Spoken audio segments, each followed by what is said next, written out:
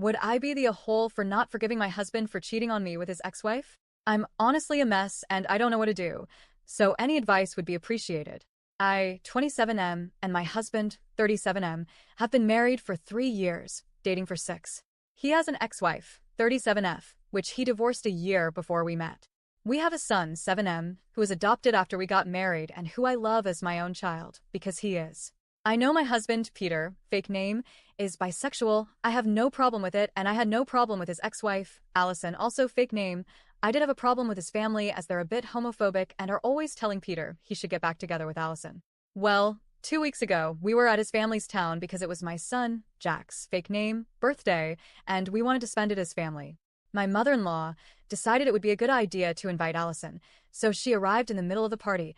I didn't want to ruin Jack's birthday, so I stayed quiet. I spent all my time with Jack, playing with him and his cousins at his request.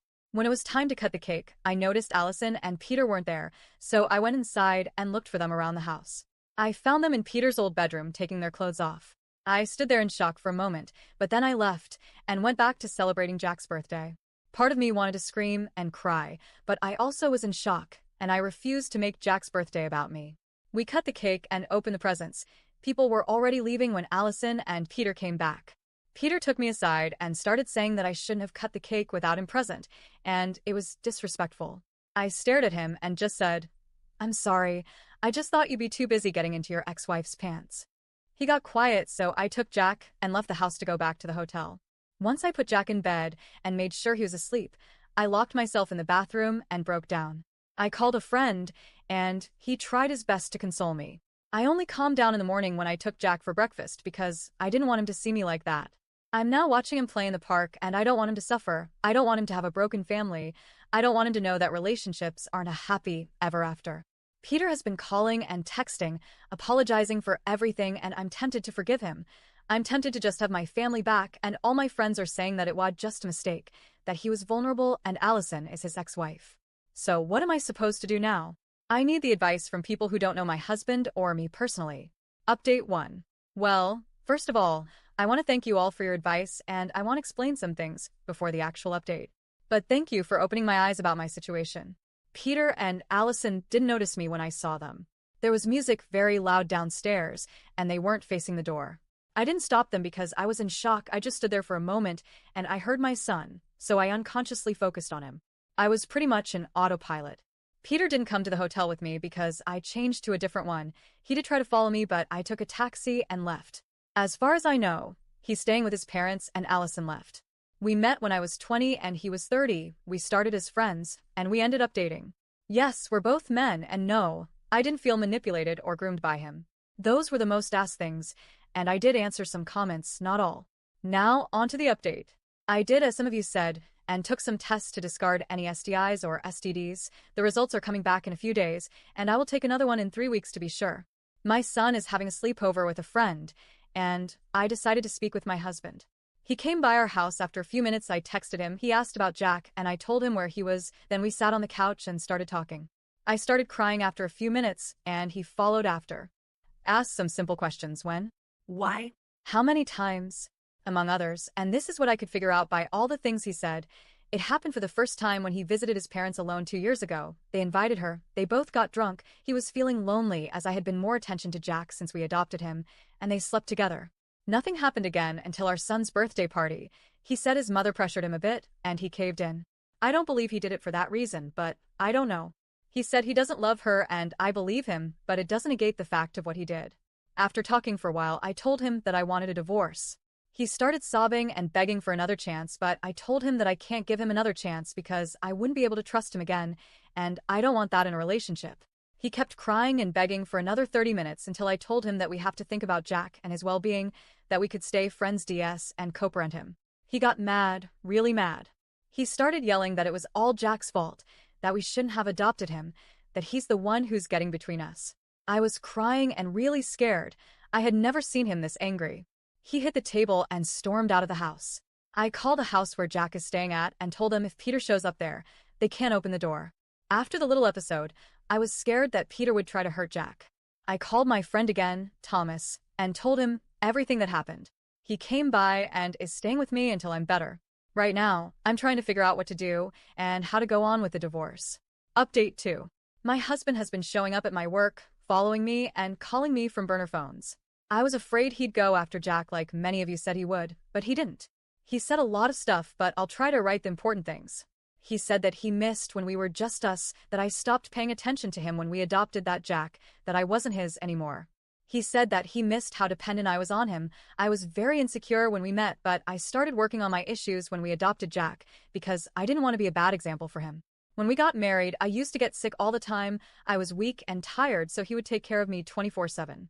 The doctors couldn't tell what was wrong with me, and I didn't get better until a bit after we adopted Jack.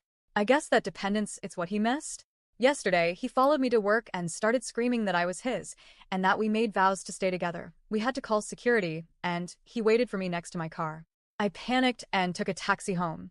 He keeps messaging me and showing up to our house. I took a few weeks off work to be with Jack, although he's taking this better than me. I made an appointment with a therapist for him, and when the divorce is finalized, I'll go to one myself. I've been debating what to do, so I'll update when something happens. Update 3. Hi guys, this is the final update for anyone who is interested. I'm only doing this update to give it some closure and because some people messaged me to ask for it. So here it is. This has been a really difficult time, but I'm almost divorced. I have primary custody of Jack, and I've got a restriction order against Peter and Allison. I'll try to be quick, but a lot happened. So, after I made the post, Peter kept calling and stalking me. I didn't know what to do until I started packing Peter's stuff, and I found a box of pictures of me before we met, like 3 or 4 years before we met, while he was still married to Allison. I never knew why they got divorced. He just said it was too painful to talk about, so I never asked, but I swallowed my anger and sent Allison a message to ask her about the pictures, and she told me that they got divorced because she saw him stalking my Facebook several times and found the same box I did. He called it an innocent crush and curiosity, but she thought he was cheating on her, and they got divorced. A year later, he met me, but Allison always thought that I was the side piece. I read a few comments saying that I maybe was sick because he was making me sick. I don't know if that's possible. I don't really know. I mean, the illness were bad enough to make me stay in bed, like having a bad cold, but I don't know, I stopped digging. After I found the pictures, I confronted Peter without Jack in the house, and he seemed, I don't know, proud? He kept smiling and saying that all he did was for us, that it was love at first sight, and we were destined. He was just making sure it happened. Apparently, we had met before we became friends. I remember meeting him at a party through some friends, but we met before as teenagers. He and I lived in close-by towns, and my school made some trips to the towns nearby, and we met on one of those trips. We were something like friends, but only for a summer because he went to college, and I soon forgot about him, but he found my Facebook and the story continued. I was horrified, to say the least. He tried to console me and tell me that it was fine, that he did it out of love, and that if only we hadn't adopted Jack, everything would be fine. I was bawling my eyes out. My entire marriage was a lie. He said that he only slept with Allison because he knew that it would get my attention and that we didn't have to go through with the divorce, that I know he loves me, and that's it. He promised to be a better dad for Jack if I made more time for him. He told me to quit my job because he earned enough to take care of all of us, and that would give me more time with him. I was in shock, and then he hugged, calming me down. I admit that for a moment I allowed him to hold me. I allowed myself to consider his proposal, but I kept thinking about his lies. It wasn't about the cheating, it was the stalking, the lies, the obsession. It creeped me out, so I tried to pull away and tell him I'd go through with the divorce. He refused. He hugged me tighter and screamed that I needed him, that he could protect me, he could take care of me, he could save me, that I was his husband and only his. I was terrified. I slapped him and pulled away, yelling at him to get out of my house. He didn't. He just kept screaming and holding on to me until a neighbor heard the commotion and called the police. I filed a restriction order and been taking care of Jack since. During the divorce proceedings, Peter asked for 50-50 custody, which surprised me because in all this time, he hasn't cared about seeing Jack, but I later found out that it was only because he would get to see me and talk to me regularly. He's been contesting every single thing about the divorce, trying to make it last longer than it has, and it's been working. He offered to give me child support even though we have 50-50 custody. He allowed me to keep the house and other stuff. So, that's what's been going on in my life. The only happy thing that happened was Halloween. Jack insisted on dressing up as Spider-Man and me dressing up as Tony Stark, so we did and I took him trick-or-treating. It was the most adorable sight ever, and I knew I made the right choice with him and Peter. I'm sorry for such a long post, but this will probably be the last update.